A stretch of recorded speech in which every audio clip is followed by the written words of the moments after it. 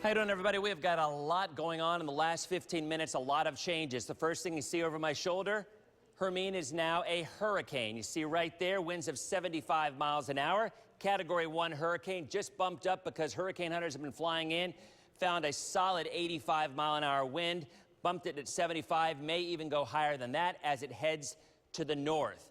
And we have Eric Waxler. Eric is live in Shell Point Beach, just to the south of Tallahassee, where obviously things are getting bad, and I suspect they're going to get a lot worse. Eric, are the folks taking this one seriously where you are? Oh, for sure. People in this area have already started evacuating. We saw the boats lined up on roads outside this beach town area, but look around. This water has risen about 10 feet in the short time we've been here. Look at this volleyball court. That was a beach. You can see it's underwater. You can see a bench down there. That just shows you how this, as we come upon high tide here, this water is expected to keep on going. And look at this bench right here is the shore erodes. That one is headed into the water any minute now. So there is definitely a lot of concern. They actually shut the power off in this area just to get ready, but the winds are picking up, and you can really feel this storm, even though it's several hours away from actually reaching landfall. Dennis? Yeah, Eric, it looks like landfall is going to be probably close to midnight or thereabouts, so it's going to get a lot worse. I'm curious, I know you just got there, so you may not have heard anything about it. We are hearing that FSU has closed classes later on today. And since you're so close to Tallahassee, I mean, are you hearing anything at all, since we obviously have a lot of folks here who have kids at FSU, anything at all that's going on in terms of preparation in and around Tallahassee, or for that matter, FSU?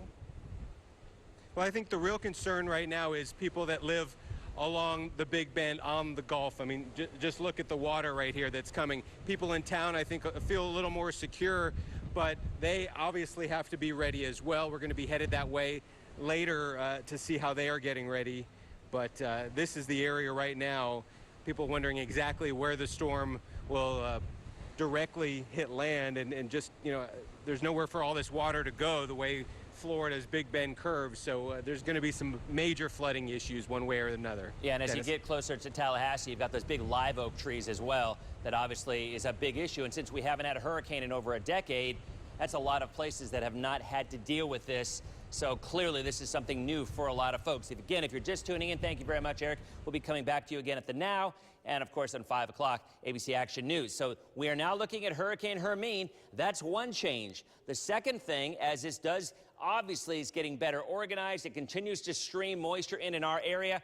Now, if you remember, we said the last half hour, the Storm Prediction Center said there was a 5% chance they were actually going to issue a tornado watch. Well, you know what? They issued a tornado watch, and with good reason. We've already had a tornado warning in our area. There's still a lot of spin out there. So the northern half of our viewing area, the area in the red box, is in a tornado watch until 11 o'clock. Now that means conditions are ripe for the development of tornadoes anywhere in this area up until 11 o'clock. We've been saying this for 5 days. East side of a tropical system or a hurricane is the ones where you usually see tornadoes develop. It's also the issue where you have surge and very often the heaviest rains.